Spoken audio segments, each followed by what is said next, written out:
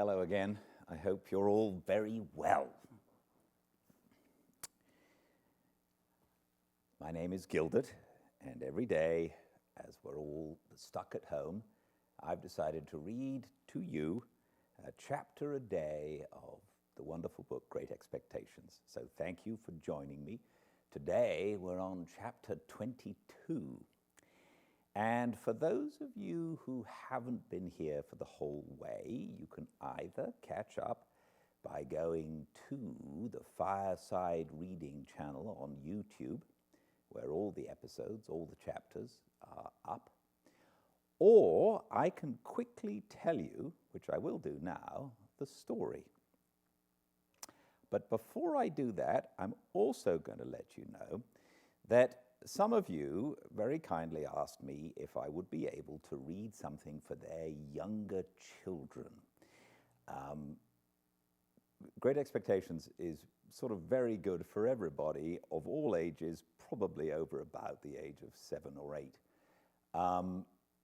But for the younger ones, a few people wanted me to do something for their younger kids. So I recorded The Tale of Peter Rabbit by Beatrix Potter, which is a lovely, short story for young children. And I'm going to put that up tonight on YouTube on the Fireside Reading channel. And if you'd like to play it to your little kids, hopefully they'll enjoy it.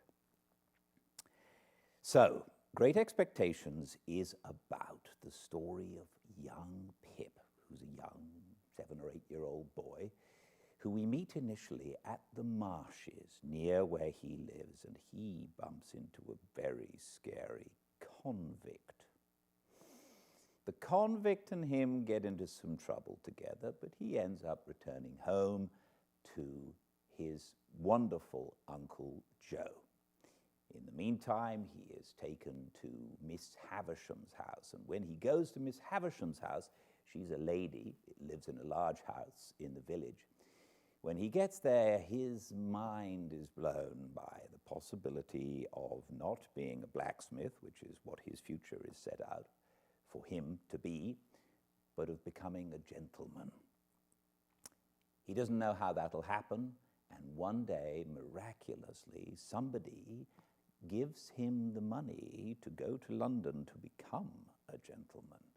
And, of course, he thinks it's Miss Havisham, but the person who organizes this, his lawyer, Mr. Jaggers, who's a very forthright man, tells him that he's not allowed to inquire, but that he merely has to come to London, and not allowed to inquire as to who provided for him, but that he has to come to London and learn how to be a gentleman.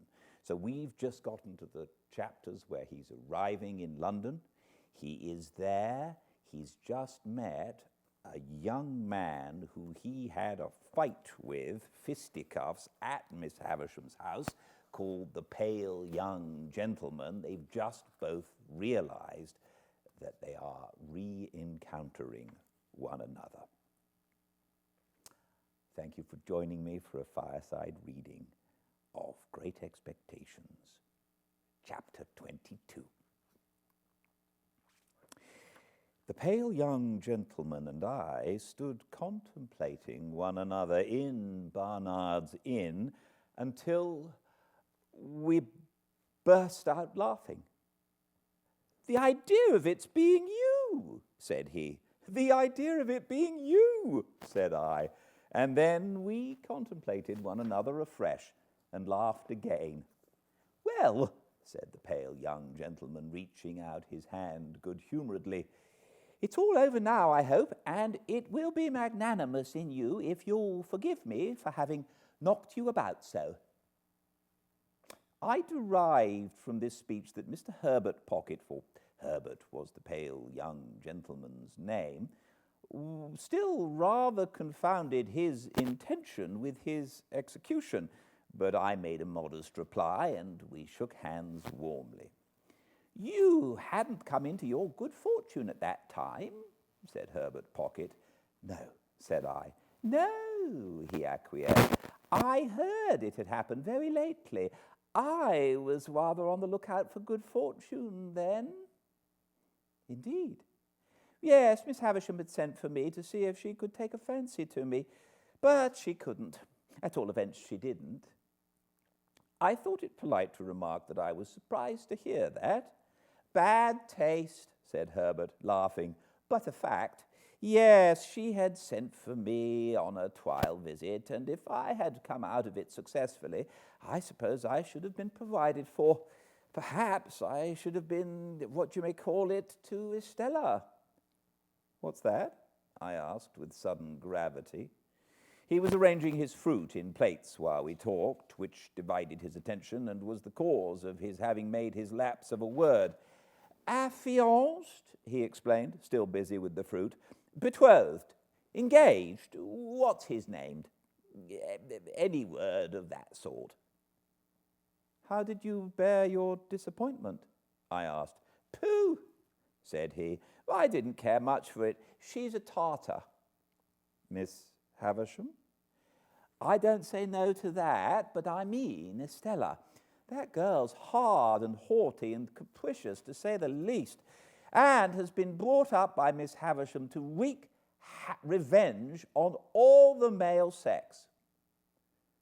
What relation is she to Miss Havisham? None, said he, only adopted. Why should she wreak revenge on all the male sex? What revenge? Lord, Mr. Pip, said he, don't you know? No, said I. Dear me, it's quite a story, and shall be saved till dinner time. And now let me take the liberty of asking you a question. How did you come there that day? I told him, and he was attentive until I had finished, and then burst out laughing again and asked me if I was sore afterwards. I didn't ask him if he was, for my conviction on that point was perfectly established. Mr. Jaggers is your guardian, I understand, he went on. Yes. You know he is Miss Havisham's man of business and solicitor, and has her confidence when nobody else has. This was bringing me, I felt, towards dangerous ground. I answered with a constraint I made no attempt to disguise, that I had seen Mr. Jaggers in Miss Havisham's house on the very day of our combat, but never at any other time, and that I believed he had no recollection of ever having seen me there. He was so obliging as to suggest my father for your tutor, and he called on my father to propose it. Of course, he knew about my father from his connection with Miss Havisham. My father is Miss Havisham's cousin. Not that that implies familiar intercourse between them, for he is a bad courtier and will not propitiate her. Herbert Pocket had a frank and easy way with him that was very taking. I had never seen any one of then, and I have never seen any one since, who more strongly expressed to me in every look and tone a natural incapacity to do anything secret and mean. There was something wonderfully hopeful about his general air, and something that at the time whispered to me he would never be very successful or rich. I don't know how this was. I became imbued with the notion on that first occasion before we sat down to dinner, but I cannot define by what means. He was still a pale young gentleman, and had a certain conquered languor about him in the midst of his spirits and briskness that did not seem indicative of natural strength. He had not a handsome face, but it was better than handsome, being extremely amiable and cheerful. His figure was a little ungainly, as in the days when my knuckles had taken such liberties with it, but it looked as if it would always be light and young. Whether Mr. Trabb's local work would have set more gracefully on him than on me may be a question, but I am conscious that he carried off his rather old clothes much better than I carried off my new suit. As he was so communicative, I felt that reserve on my part would be a bad return, unsuited to our years. I therefore told him my small story and laid stress on my being forbidden to inquire who my benefactor was. I further mentioned that as I had been brought up a blacksmith in a country place and knew very little of the ways of politeness, I would take it as a great kindness in him if he would give me a hint whenever he saw me at a loss or going wrong. "With pleasure," said he, "though I venture to prophesy that you'll want very few hints. I dare say we shall be often together, and I should like to banish any needless restraint between us. Will you do me the favor to begin at once to call me by my Christian name, Herbert?" I thanked him and said I would. I informed him in exchange that my Christian name was Philip. "I don't take to Philip," said he, smiling, "for it sounds like a moral boy out of the spelling book, who was so lazy that he fell into a pond, or so fat that he couldn't see out of his eyes, or so avaricious that he locked up his cake till the mice ate it, and so determined to go a bird's nesting that he got himself eaten by bears who lived handy in the neighborhood. I tell you what I should like. We are so harmonious, and you have been a blacksmith. Would you mind it?"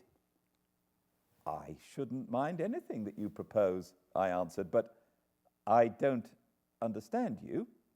"Would you mind Handel for a familiar name?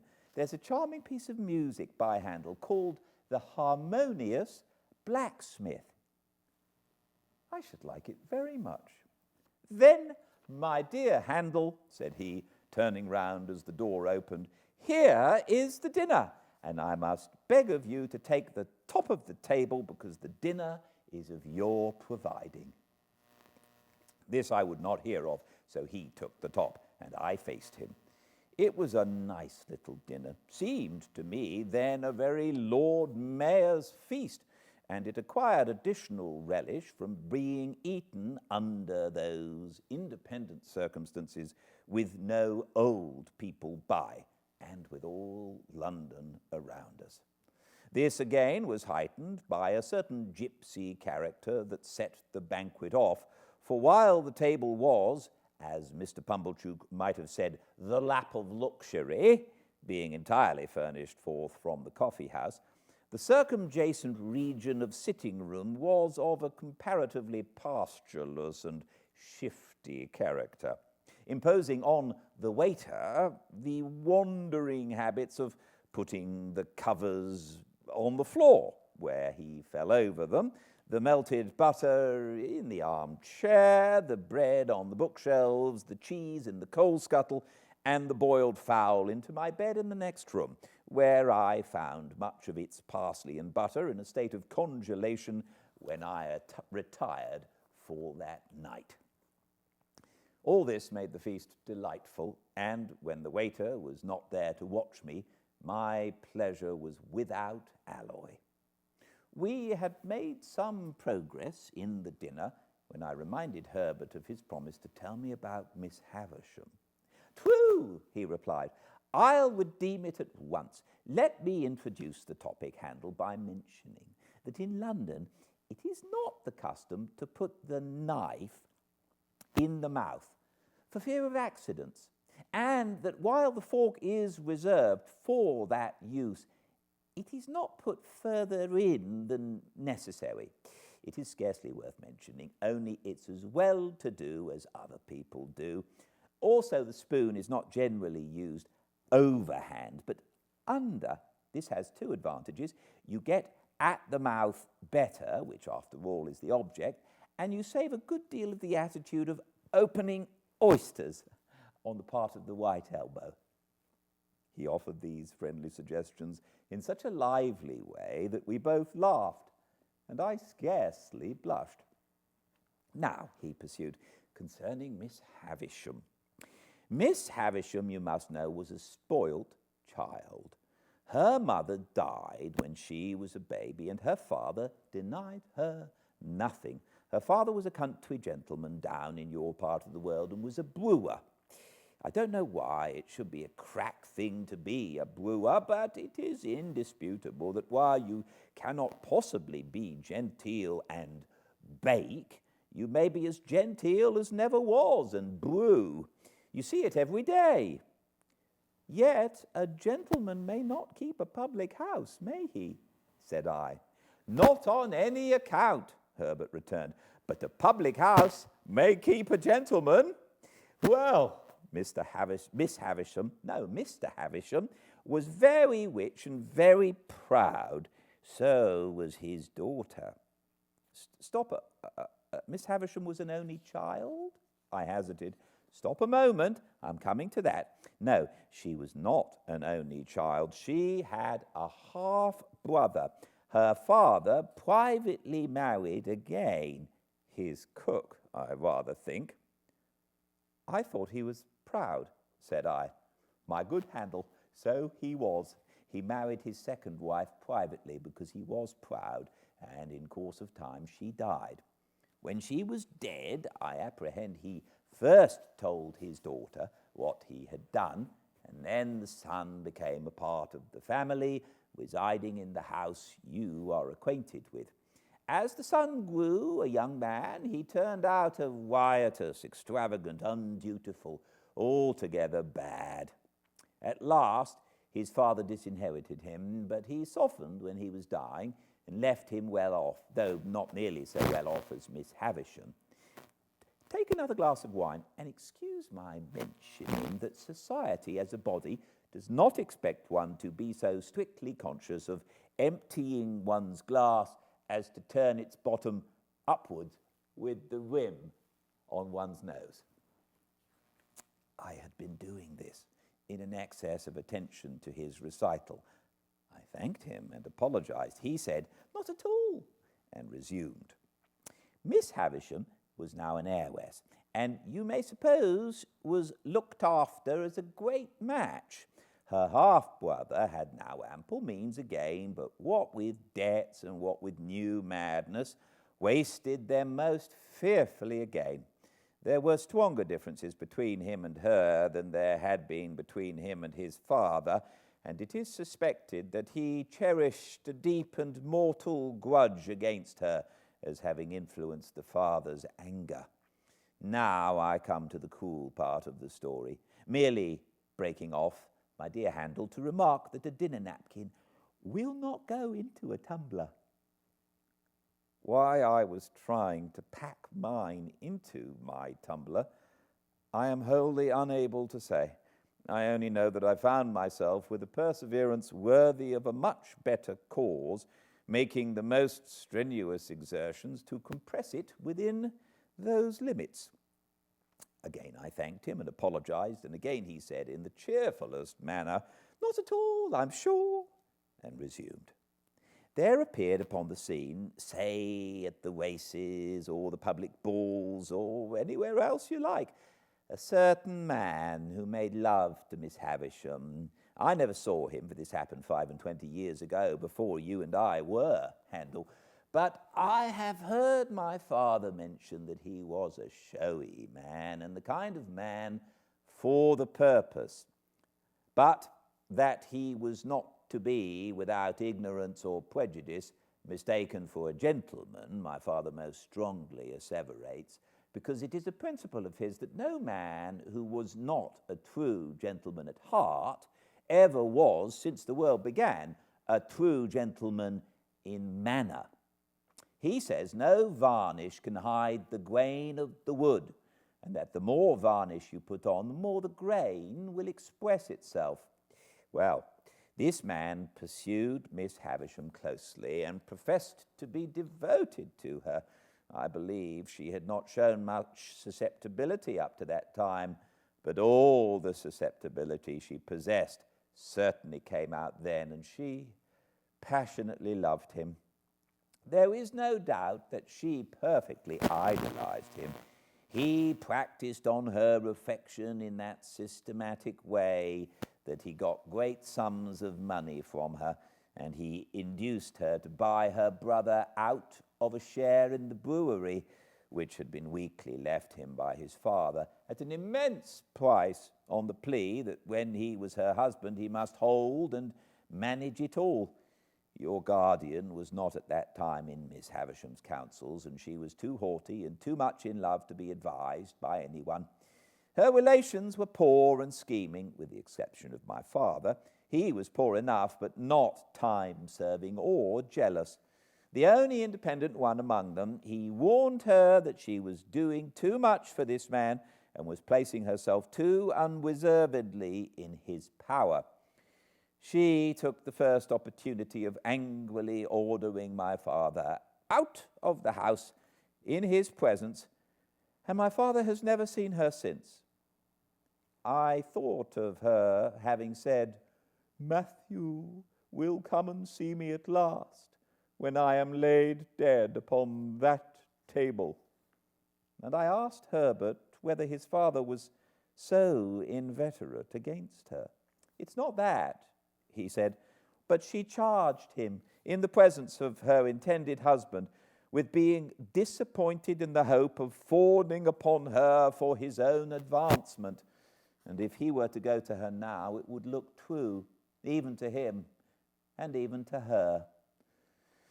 To return to the man and make an end of him, the marriage day was fixed, the wedding dresses were bought, the wedding tour was planned out, the wedding guests were invited. The day came, but not the bridegroom.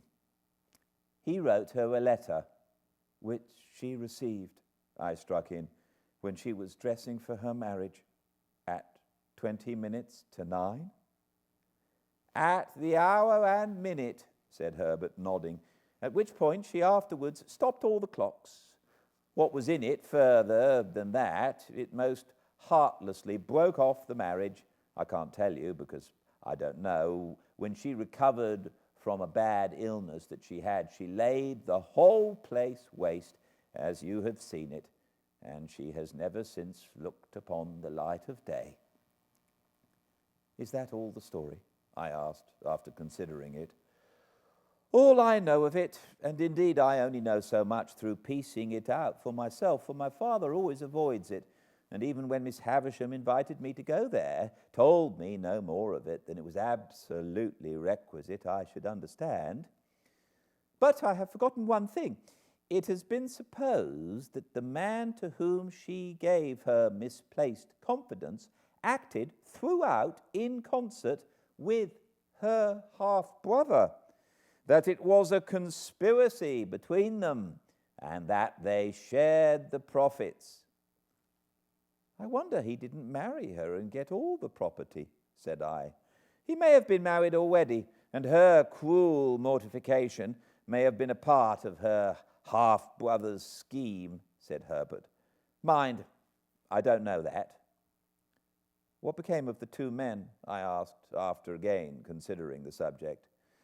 "They fell into deeper shame and degradation, if there can be deeper, and ruin." "Are they alive now?" "I don't know." "You said just now that Estella was not related to Miss Havisham, but adopted. When adopted?" Herbert shrugged his shoulders. "There has always been an Estella since I have heard of a Miss Havisham. I know no more. And now, Handel," said he, finally throwing off the story, as it were, "there is a perfectly open understanding between us.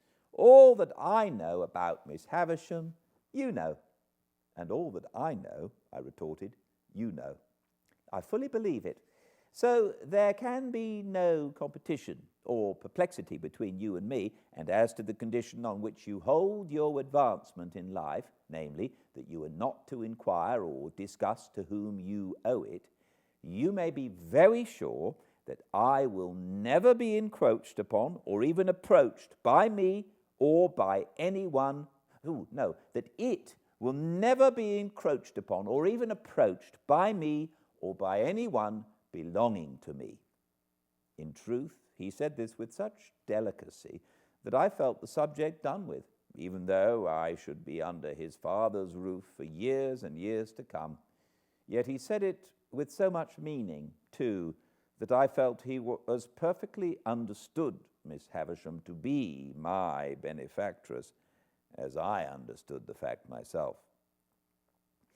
It had not occurred to me before that he had led up to the theme for the purpose of clearing it out of our way, but we were so much the lighter and easier for having broached it that I now perceived this to be the case. We were very gay and sociable, and I asked him in the course of conversation what he was. He replied, "A capitalist, an insurer of ships." I suppose he saw me glancing about the room in search of some tokens of shipping or capital, for he added, "In the city." I had grand ideas of the wealth and importance of insurers of ships in the city, and I began to think with awe of having laid a young insurer on his back, blackened his enterprising eye, and cut his responsible head open. But again there came upon me, for my relief, that odd impression that Herbert Pocket would never be very successful or rich. I shall not rest satisfied with merely employing my capital in insuring ships. I shall buy up some good life assurance shares and cut into the direction. I shall also do a little in the mining way. None of these things will interfere with my chartering a few thousand tons on my own account. I think I shall trade, said he, leaning back in his chair, to the East Indies for silks, shawls, spices, dyes, drugs, and precious woods. It's an interesting trade. And the profits are large, said I. Tremendous, said he. I wavered again and began to think here were greater expectations than my own. I think I shall trade also, said he, putting his thumbs in his waistcoat pockets, to the West Indies for sugar, tobacco, and rum, also to Ceylon, specially for elephants' tusks. You will want a good many ships, said I. A perfect fleet, said he. Quite overpowered by the magnificence of these transactions, I asked him where the ships he insured mostly traded to at present. I haven't begun insuring yet, he replied. I am looking about me. Somehow that pursuit seemed more in keeping with Barnard's Inn. I said, in a tone of conviction, yes, I am in a counting house and looking about me. Is a counting house profitable? I asked. Do you mean to the young fellow who's in it? He asked in reply. Yes, to you. Why, no, not to me, he said. He said this with the air of one carefully reckoning up and striking a balance. Not directly profitable. That is, it doesn't pay me anything, and I have to keep myself. This certainly had not a profitable appearance, and I shook my head as if I would imply that it would be difficult to lay by much accumulative capital for such a source of income. But the thing is, said Herbert Pocket, that you look about you. That's the grand thing. You are in a counting house, you know, and you look about you. It struck me as a singular implication that you couldn't be out of a counting house, you know, and look about you, but I silently deferred to his experience. Then the time comes, said Herbert, when you see your opening, and you go in and you swoop it up and you make your capital, and then there you are. When you have once made your capital, you have nothing to do but employ it. This was very like his way of conducting that encounter in the garden. Very like. His manner of bearing his poverty, too, exactly corresponded to his manner of bearing that defeat. It seemed to me that he took all blows and buffets now with just the same air as he had taken mine then. It was evident that he had nothing around him but the simplest necessaries, for everything that I remarked upon turned out to have been sent in on my account from the coffee house or somewhere else. Yet, having already made his fortune in his own mind, he was so unassuming with it that I felt quite grateful to him for not being puffed up. It was a pleasant addition to his naturally pleasant ways, and we got on famously. In the evening, we went out for a walk in the streets and went half price to the theatre, and next day we went to church at Westminster Abbey, and in the afternoon we walked in the parks, and I wondered who shod all the horses there, and wished Joe did. On a moderate computation, it was many months that Sunday since I had left Joe and Biddy. The space interposed between myself and them partook of that expansion, and our marshes were any distance off. That I could have been at our old church in my old church-going clothes on the very last Sunday that ever was seemed a combination of impossibilities, geographical and social, solar and lunar. Yet, in the London streets, so crowded with people and so brilliantly lighted in the dusk of evening, there were depressing hints of reproaches for that I had put the poor old kitchen at home so far away, and in the dead of night the footsteps of some incapable impostor of a porter mooning about Barnard's Inn under pretense of watching it fell hollow on my heart. On the Monday morning at 9:15, Herbert went to the counting-house to report himself, to look about him, too, I suppose, and I bore him company. He was to come away in an hour or two to attend me to Hammersmith, and I was to wait about for him. It appeared to me that the eggs from which young insurers were hatched were incubated in dust and heat, like the eggs of ostriches, judging from the places to which those incipient giants repaired on a Monday morning. Nor did the counting-house where Herbert assisted show in my eyes as at all a good observatory, being a back second floor up a yard of a grimy presence in all particulars, and with a look into another back second floor, rather than a look out. I waited about until it was noon, and I went upon 'Change, and I saw fluey men sitting there under the bills about shipping, whom I took to be great merchants, though I couldn't understand why they should all be out of spirits. When Herbert came, we went, and had lunch at a celebrated house, which I then quite venerated, but now believed to have been the most abject superstition in Europe, and where I could not help noticing even then that there was much more gravy on the tablecloths and knives and waiters' clothes than in the steaks. This collation, disposed of at a moderate price, considering the grease which was not charged for, we went back to Barnard's Inn and got my little portmanteau, and then took coach for Hammersmith. We arrived there at 2 or 3 o'clock in the afternoon, and had very little way to walk to Mr. Pocket's house. Lifting the latch of a gate, we passed direct into a little garden overlooking the river, where Mr. Pocket's children were playing about, and unless I deceive myself on a point where my interests or prepossessions are certainly not concerned, I saw that Mr. and Mrs. Pocket's children were not growing up or being brought up, but were tumbling up. Mrs. Pocket was sitting on a garden chair under a tree, reading, with her legs upon another garden chair, and Mrs. Pocket's 2 nursemaids were looking about them while the children played. "Mamma," said Herbert, "this is young Mr. Pip," upon which Mrs. Pocket received me with an appearance of amiable dignity.